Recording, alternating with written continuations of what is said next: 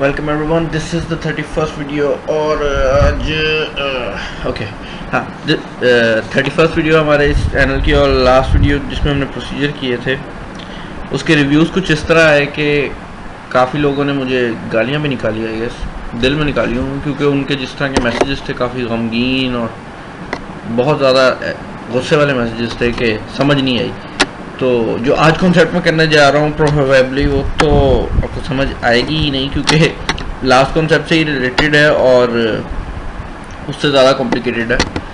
जो हमने 30th video की थी उसमें बेसिकली मैंने सिंपल प्रोसीजर्स को एक्सप्लेन किया था कि प्रोसीजर्स क्या होते हैं और आप किस तरह एक प्रोसीजर से, यानी एक प्रोसीजर अगर आप उसे C++ में देखें तो उन्हें फंक्शन कहते हैं, और अगर आप उन्हें जावा में देखें तो उन्हें मेथड्स कहते हैं। तो बेसिकली एक प्रोसीजर से दूसरे प्रोसीजर को कॉल किस तरह करते हैं वो मैंने आपको बताया था।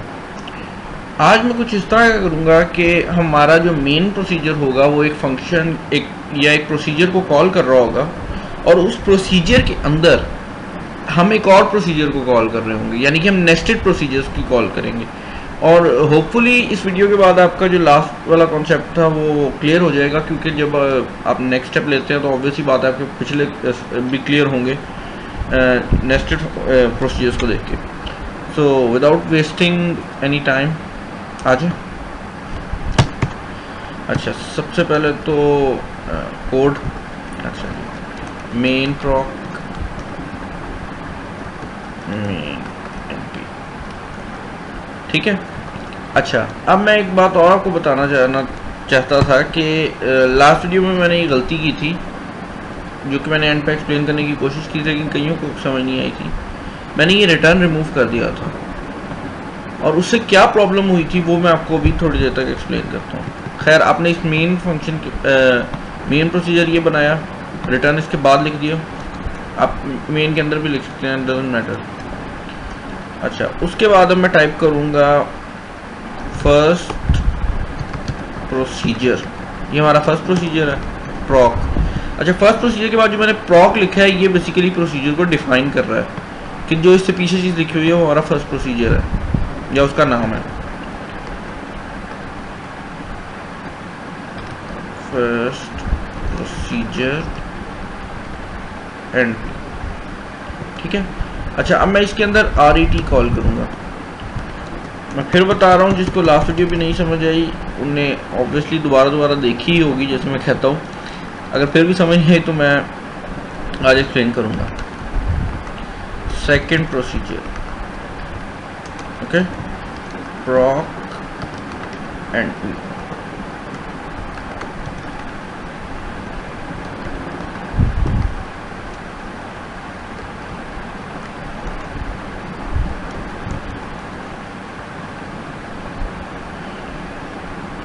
अच्छा, अभी तक मैंने कुछ भी नहीं किया, सिंपल मैंने 3 प्रोसीजर्स डिफाइन किए हैं। पहला प्रोसीजर तो हमारा मेन का प्रोसीजर है, जो कि हमने हमेशा ही डिफाइन करना होता है, और उसके अलावा मैंने 2 सेपरेट प्रोसीजर्स डिफाइन किए, जिनमें से एक फर्स्ट प्रोसीजर है हमारा, जो कि ये है, और एक सेकंड प्रोसीजर है।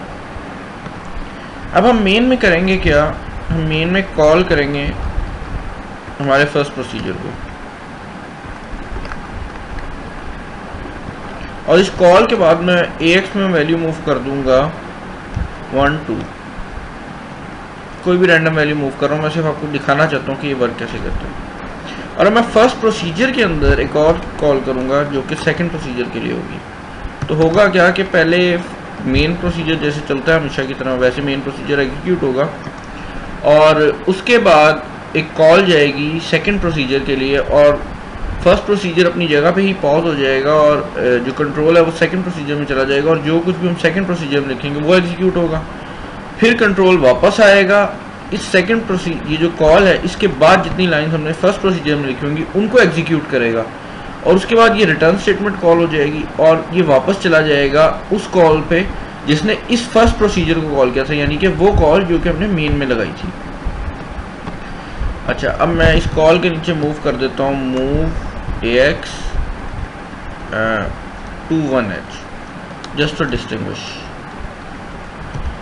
move AX 3 1H।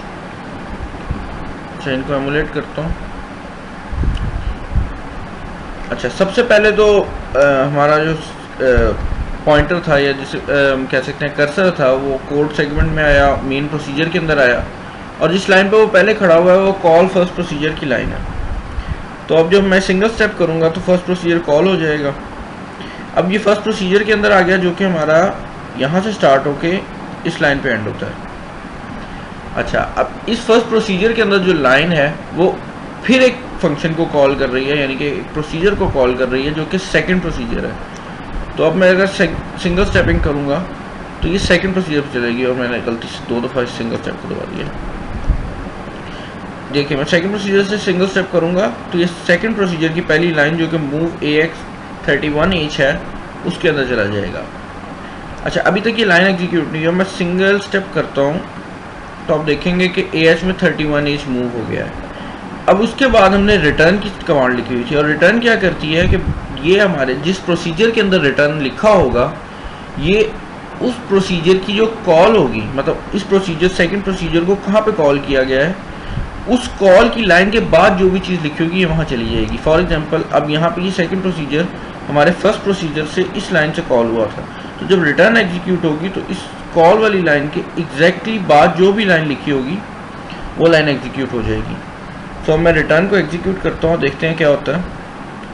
ये देखें, ये मूव AX 21H पे चला गया, और अब मैं फिर सिंगल स्टेप करता हूँ तो इसने इस मूव को एग्जीक्यूट कर दिया और ये फिर रिटर्न पे आ गया।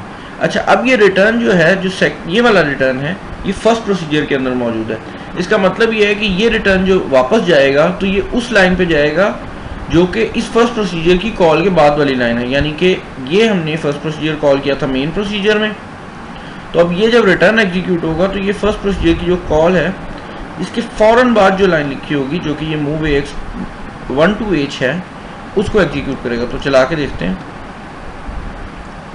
अब ये उस लाइन पे चला गया, एक फिर सिंगल स्टेप किया, ये देखिए 12H यहाँ पे आ गया।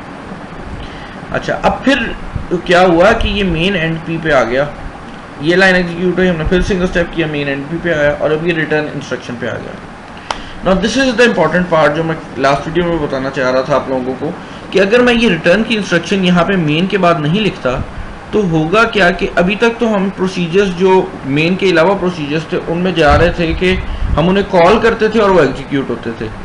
लेकिन अब अगर हम इसमें ये यहाँ पे रिटर्न नहीं लिखते तो ये मूव AX जो कि हमारा सबसे एंड पे कॉल हुआ है, उसके बाद अगर हम सिंगल स्टेप करते हैं तो होगा क्या कि ये रिटर्न तो लिखा नहीं होगा यहाँ पे, तो रुकेगा नहीं प्रोग्राम, वो ऑटोमेटिकली फर्स्ट प्रोसीजर पे चला जाएगा और इसके बाद वो सेकंड प्रोसीजर को कॉल कर देगा, मतलब फर्स्ट प्रोसीजर को सिंपली एग्जीक्यूट करेगा। और अब ये जो रिटर्न इंस्ट्रक्शन है इसका भी कोई फ़ायदा नहीं होगा, ये प्रोग्राम को यहाँ पे एग्जिट कर देगी। उसकी रीज़न ये है कि जो फर्स्ट प्रोसीजर है अब ये कॉल नहीं हुआ बल्कि ये डायरेक्टली एग्जीक्यूट हुआ है, सीधा कर्सर इस पे आया है। जब कॉल होता है तो वो उसकी पहली एग्जीक्यूटेबल स्टेटमेंट पे चला जाता है, यानी कि अगर हमने कॉल फर्स्ट प्रोसीजर लिखा था तो जिस लाइन पे हमारा कर्सर जाएगा वो ये पहली लाइन होगी जो कि कॉल सेकंड प्रोसीजर वाली लाइन बनती है, या जो भी यहाँ पे हम चीज़ लिखी होगी। लेकिन अगर ये आपने कॉल के थ्रू कॉल नहीं किया और ये डायरेक्ट एग्जीक्यूट हो रहा है तो रिटर्निंग के लिए तो उसके पास कोई पॉइंट ही नहीं होगा। उसकी रीज़न ये है कि हमने उसे कॉल ही नहीं किया। सो लास्ट में भी मैंने यही गलती की थी कि मैंने थोड़ा सा रिटर्न स्टेटमेंट को लिखा नहीं था, जिसकी वजह से हमारा कोड जो था वो प्रोसीजर्स को एक दफ़ा तो एग्जीक्यूट करता था और रिटर्न आता था मेन प्रोसीजर में, और उसके बाद मेन प्रोसीजर में क्योंकि रिटर्न नहीं लिखा हुआ था इसलिए वो कंटिन्यू करता था और वो नीचे जितने प्रोसीजर हमने बाद में डिफाइन किए हुए थे उन सबको दोबारा एग्जीक्यूट कर देता था।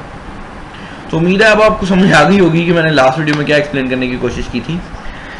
Thank you for watching. Channel को लाइक सब्सक्राइब तो मेरे ख्याल से अब सारों ने कर ही लिया होगा क्योंकि इतनी ज़्यादा वीडियोज़ हो गई हैं मेरे साथ। नहीं किया तो यार कर लो, क्या जाता। अल्लाह।